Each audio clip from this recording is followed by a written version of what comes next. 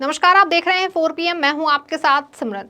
लोकसभा चुनावों में अब बिल्कुल भी वक्त बाकी नहीं रह गया है, क्योंकि पहले चरण के चुनाव के लिए नामांकन पत्र मिलने की प्रक्रिया शुरू हो गई है। यानी देश में चुनावी रणभेरी अब आधिकारिक रूप से बच चुकी है। यही वजह है कि राजनीतिक पार्टियां भी अब अपनी योजनाओं को अंतिम रूप देने के प्रयास में जुट गई हैं।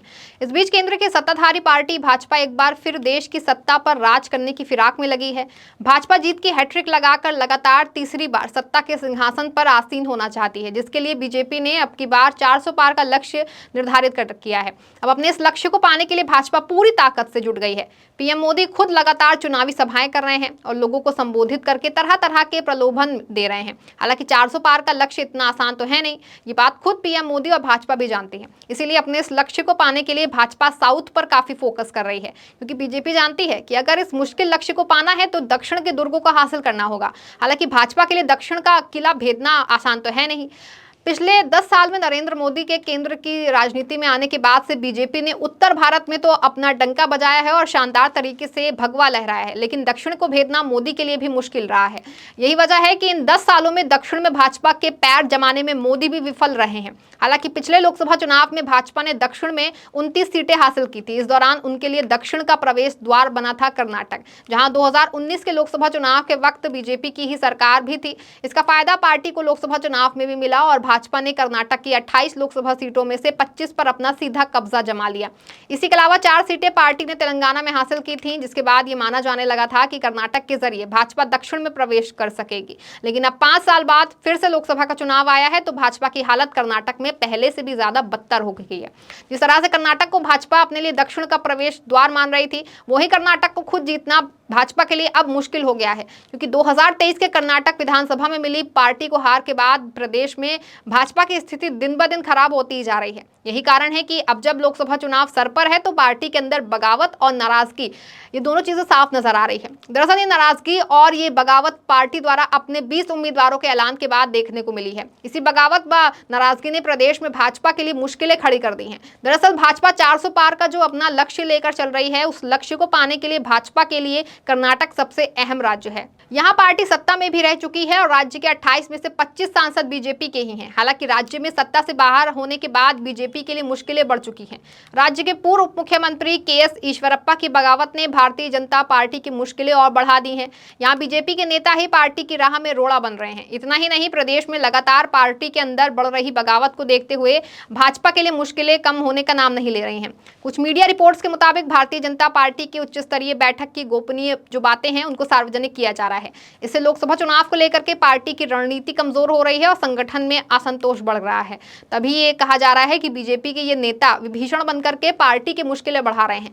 दक्षिण भारत में भारतीय जनता पार्टी की स्थिति पहले से कमजोर है। यहाँ के अधिकतर राज्यों में वाम दलों और कांग्रेस का कब्जा है। बीजेपी यहाँ अपनी पकड़ मजबूत बनाने की कोशिश कर रही है। ऐसे में कर्नाटक ही एक ऐसा राज्य है जहां बीजेपी को लोकसभा चुनाव में ज्यादा सीट मिलने के आसार हैं, लेकिन पार्टी के अंदरूनी कलह बीजेपी का खेल खराब कर सकती है। पीएम मोदी ने लोकसभा चुनाव में एनडीए गठबंधन के लिए 400 से ज्यादा सीटें जीतने का लक्ष्य रखा है। कर्नाटक में जेडीएस के साथ गठबंधन करके बीजेपी ने इसकी पूरी तैयारी कर रखी है, लेकिन अब पार्टी के नेता ही मुश्किलें खड़ी कर रहे हैं। कर्नाटक में बीजेपी सरकार में उप मुख्यमंत्री रहे KS ईश्वरप्पा खुलकर के बगावत कर चुके हैं। उन्होंने शिवमोगा सीट पर पार्टी के उम्मीदवारों के खिलाफ चुनाव लड़ने का ऐलान किया है। पीएम मोदी की रैली में भी शामिल नहीं हुए थे। उनके मंसूबे साफ हो चुके हैं। इसके अलावा भी कुछ नेता पार्टी में विभीषण की भूमिका निभा रहे हैं। रिपोर्ट के अनुसार बीजेपी केंद्रीय चुनाव समिति की बैठक में चुनावी रणनीति और टिकट बंटवारे को लेकर अहम चर्चा हुई थी। इस बैठक में कर्नाटक बीजेपी के 4 से 5 वरिष्ठ नेता भी शामिल हुए थे। प्रदेश अध्यक्ष DY विजयन ने राज्य में पार्टी की स्थिति को लेकर रिपोर्ट और पीएम मोदी अमित शाह के सामने अपना पक्ष रखा।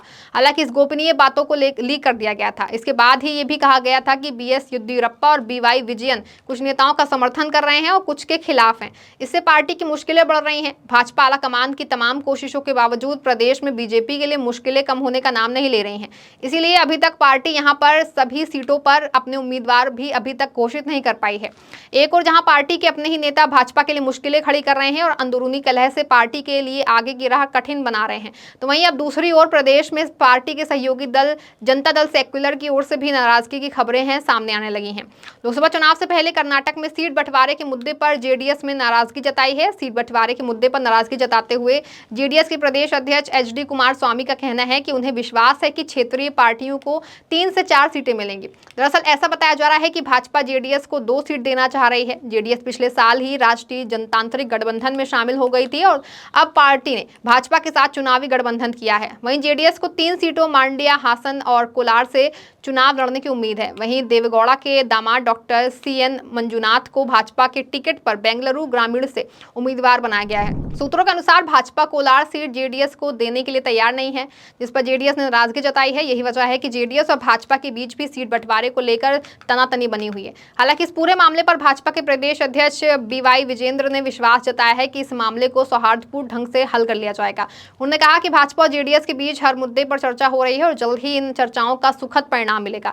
बीजेपी अध्यक्ष विजेंद्र ने कहा कि मेरी हमारे राष्ट्रीय नेताओं के साथ बातचीत हुई। इसके बाद मैंने पूर्व प्रधानमंत्री से फोन पर बात की और फिर एचडी कुमारस्वामी के साथ भी जानकारी साझा की। पार्टी प्रदेश अध्यक्ष विजेंद्र ने बताया कि उन्हें विश्वास है कि सब कुछ ठीक होगा और जो भी फैसला होगा वो जेडीएस को भी स्वीकार होगा। वहीं पिछले कई दिनों से भाजपा नेता डीवाई सदानंद गौड़ा के कांग्रेस के संपर्क में होने और कांग्रेस में जाने की खबरों पर प्रतिक्रिया देते हुए बीजेपी प्रदेश अध्यक्ष विजेंद्र ने कहा कि उन्हें विश्वास है कि सब कुछ ठीक होगा और वो भाजपा में बने रहेंगे।